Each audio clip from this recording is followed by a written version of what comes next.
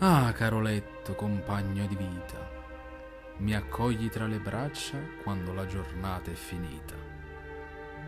Sei il mio confessore, il custode dei miei pensieri, le gioie di oggi, le lacrime di ieri. Mi accarezzi la fronte mentre esprime desideri, desideri gioiosi, desideri seri.